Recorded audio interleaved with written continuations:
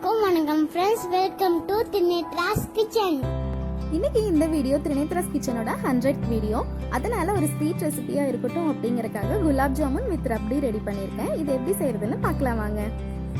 முதல்ல நம்ம குலாப் ஜாமுன் ரெடி பண்ணி வச்சிடலாம். இன்னைக்கு நான் ஒரு packet instant gulab jamun mix powder எடுத்திருக்கேன். இதை ஓப்பன் பண்ணி ஒரு பவுல்ல ஆட் பண்ணிட்டு கொஞ்சம் கொஞ்சமா தண்ணி சேர்த்து நல்லா ஒரு சாஃப்டான டோவா நம்ம ரெடி பண்ணி எடுத்துக்கலாம். குலாப் ஜாமுன் மிக்ஸை நல்லா பிசைஞ்சு எடுத்தாச்சுங்க. அடுத்தது இதை சின்ன சின்ன உருண்டைகளா பிடிச்சு எடுத்துக்கலாம். இப்போ எல்லா மாவையும் இந்த மாதிரி சின்ன சின்ன உருண்டைகளா பிடிச்சு எடுத்தாச்சு.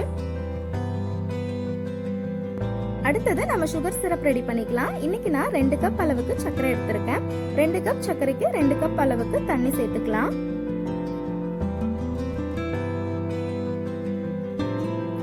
நம்ம ஆட் பண்ண சர்க்கரை எல்லாம் நல்லா கரைஞ்சு ஜஸ்ட் ஒரு 2 கொதி வர வரைக்கும் நம்ம ஸ்டவ்ல வச்சுக்கலாம். குலாப் ஜாமுன் செய்யறதுக்கு கம்பி பதம் அந்த மாதிரி எதுவும் தேவையில்லைங்க. இந்த சிரப் கொஞ்சம் திக்கா இருக்க மாதிரி மட்டும் நம்ம ரெடி பண்ணிக்கலாம். அடுத்தது இது கூடவே ஒரு 3 ஏலக்காய் நான் ஆட் பண்றேன் ஒரு ஃப்ளேவருக்காக. இப்ப பாருங்க, நம்மளோட சுகர் சிரப் நல்லா ரெடி ஆயிருச்சு. நம்ம ஆட் பண்ண சர்க்கரை எல்லாம் நல்லா கரைஞ்சிருச்சு. சுகர் சிரப்பும் கொஞ்சம் ஓரளவுக்கு திக்காகி வந்திருக்கு பாருங்க. இந்த ஸ்டேஜ்ல நம்ம ஸ்டவ் ஆஃப் பண்ணி இதை அப்படியே தனியா எடுத்து வச்சுக்கலாம். அடுத்தது நம்ம குலாப் ஜாமுன் எல்லாம் பொரிச்சு எடுத்துக்கலாங்க. ஒரு பாத்திரத்துல நான் கொஞ்சமா எண்ணெய் சூடு பண்ணி எடுத்திருக்கேன். எண்ணெய் சூடானதுக்கு அப்புறமா நம்ம ரெடி பண்ணி எடுத்து வச்சிருக்க குலாப் ஜாமுன் உருண்டைகளை ஒவ்வொன்னா சேர்த்து நம்ம பொரிச்சு எடுத்துக்கலாம். இப்ப பாருங்க, நம்ம ஆட் பண்ண குலாப் ஜாமுன் உருண்டைகள் எல்லாம் நல்லா ஃப்ரை ஆகி கோல்டன் ப்ரௌன் கலர்ல வந்திருக்கு. இந்த ஸ்டேஜ்ல நம்ம எண்ணெயில இருந்து எடுத்து ஒரு பிளேட்டுக்கு ட்ரான்ஸ்ஃபர் பண்ணி வச்சிடலாம். இதே மாதிரி எல்லா உருண்டைகளையும் நம்ம பொரிச்சு எடுத்துக்கலாங்க. இப்போ எல்லாமே நம்ம பொரிச்சு எடுத்தாச்சு. நம்ம ஆல்ரெடி சுகர் சிரப்பும் ரெடி பண்ணி எடுத்து வச்சிருக்கோம். இப்போ நம்ம பொரிச்சு எடுத்துருக்க இந்த குலாப் ஜாமுன் உருண்டைகளை சுகர் சிரப்ல ஆட் பண்ணி மினிமம் 1/2 அன் ஹவர்ல இருந்து 1 ஹவர் வரைக்கும் நம்ம ஊற வச்சு எடுத்துக்கலாம். இந்த டைம்ல நம்ம ரப்டி ரெடி பண்ணிடலாம். ஸ்டவ் ஆன் பண்ணி ஒரு பேன் வச்சுட்டேன். அதுல இன்னைக்கு நான் 1/2 லிட்டர் அளவுக்கு பால் எடுத்திருக்கேன், ஃபுல் கிரீம் மில்க். இப்போ இந்த பாலை நம்ம காய்ச்சி எடுத்துக்கலாம். நம்ம ஆட் பண்ண பால் நல்லா கொதிக்க ஆரம்பிச்சிருச்சுங்க. பால் நல்லா கொதிச்சு இந்த மாதிரி பொங்கி வர ஸ்டேஜ்ல நம்ம ஸ்டவ் சிம் பண்ணி வச்சிடலாம். ஸ்டவ் சிம்ல வச்சதுக்கு அப்புறமா இந்த மாதிரி பாலுக்கு மேல படிகிற ஆடை எல்லாத்தையும் நம்ம பாலோட மிக்ஸ் பண்ணி விட்டுட்டே இருக்கணும். அப்பதான் ரப்டியோட கன்சிஸ்டன்சியும் டேஸ்ட்டும் ரொம்ப நல்லா வரும். யூஸ்வலா ஒரிஜினல் ரப்டி அப்படிங்கிறது நம்ம 1 லிட்டர் பால் எடுத்தோம்னா அது 1/4 லிட்டர் அளவா சுருங்கி வர வரைக்கும் நம்ம ஸ்டவ்ல வச்சிருப்போம். இன்னைக்கு நான் இன்ஸ்டண்டா ரப்டி ரெடி பண்ண போறேன். இன்ஸ்டன்ட் ரப்டி ரெடி பண்றதுக்காக ஒரு 5 பாதாமும் 5 பிஸ்தாவும் இந்த மாதிரி கட் பண்ணி எடுத்து வச்சிருக்கேன். அடுத்தது தேவையான அளவுக்கு மில்க் மைட் எடுத்துக்கலாம். அடுத்தது இன்னொரு மெயின் இன்கிரிடியன்ட் என்னன்னு பாத்தீங்க அப்படின்னா பாதாம் ட்ரிங்க் மிக்ஸ். இந்த பவுடர் வச்சு தான் நான் இன்னைக்கு இன்ஸ்டண்டா ரப்டி ரெடி பண்ண போறேன். இந்த மிக்ஸ் நான் ஏன் யூஸ் பண்றேன் அப்படின்னா 2 ரீசனுக்காக நான் யூஸ் பண்றேன். ஒன்று கலருக்காக. ரப்டியோட கலர் பேல் எல்லோ கலர்ல இருக்கும். இந்த கலருக்காக குங்குமப்பூ ஆட் பண்ணுவாங்க. குங்குமப்பூ காஸ்ட்லி அப்படிங்கிறதுனால நான் இன்னைக்கு இந்த பாதாம் மிக்ஸ் ஆட் பண்றேன். இந்த பாதாம் மிக்ஸ் நம்ம ஆட் பண்ணும்போது நமக்கு அந்த பேல் எல்லோ கலர் கிடைக்கும், அதுக்காக. அடுத்தது இன்னொன்று டைம் சேவ் பண்றதுக்காகவும் நான் இதை ஆட் பண்றேன். இப்ப பாருங்க, நம்ம ஆட் பண்ண 1/2 லிட்டர் பால் ஒரு 1/4 லிட்டர் ஆகிற அளவுக்கு கொஞ்சம் சுருங்கி வந்துருச்சு. பால் ஓரளவுக்கு திக்காயிருச்சு. இந்த ஸ்டேஜ்ல நம்ம எடுத்து வச்சிருக்க பாதாம் மிக்ஸ் பவுடரை ஆட் பண்ணிக்கலாம். 5 rupees பேக்ல நான் இன்னைக்கு 2 ஆட் பண்ணியிருக்கேன். இந்த மிக்ஸ் ஆட் பண்ணும்போது நமக்கு எப்படி டைம் சேவ் ஆகுது அப்படின்னா ஒரு 50% மட்டும் நம்ம பாலை குக் பண்ணா போதும்.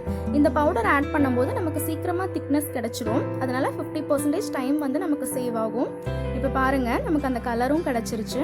அதே மாதிரி ஒரு டிஃப்ரெண்ட் ஃப்ளேவரும் நமக்கு கிடைச்சிருச்சு. அடுத்தது இந்த ரப்டியை இன்னும் கொஞ்சம் க்ரீமி கன்சிஸ்டன்சி ஆக்கிறதுக்காக மில்க் மைட் ஆட் பண்ணிக்கலாம். ஒரு 5 to 6 டேபிள் ஸ்பூன் அளவுக்கு மில்க் மைட் ஆட் பண்ணிக்கலாம். அடுத்தது நம்ம கட் பண்ணி எடுத்து வச்சிருக்க பாதாம் பிஸ்தா இது 2யும் இது கூட ஆட் பண்ணிடலாம்.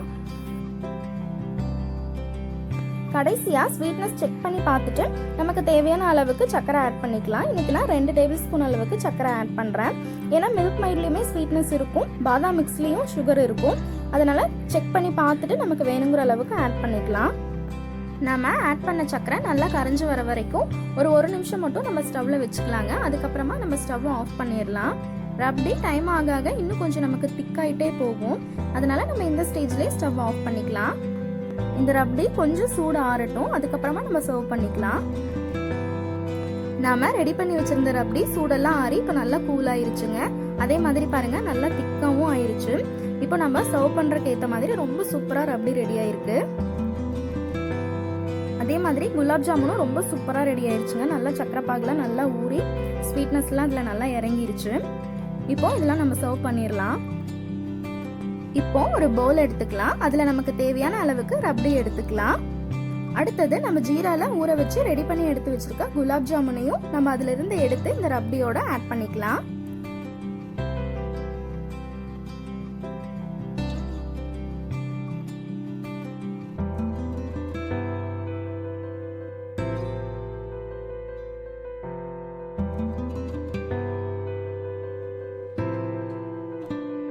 இதுக்கு மேல கொஞ்சமா பிஸ்தா ஒரு டெக்கரேஷனுக்காக ஆட் பண்ணிக்கலாம். அவ்வளோதாங்க, நம்மளோட ஸ்பெஷல் ஸ்வீட் இப்போ ரொம்ப சூப்பராக ரெடி ஆயிருச்சு. குலாப் ஜாமுன் வித் ரப்டி. இந்த ஸ்வீட்டை நம்ம ஃப்ரிட்ஜில் வச்சு கூலிங்காக கூட நம்ம சாப்பிட்லாம்.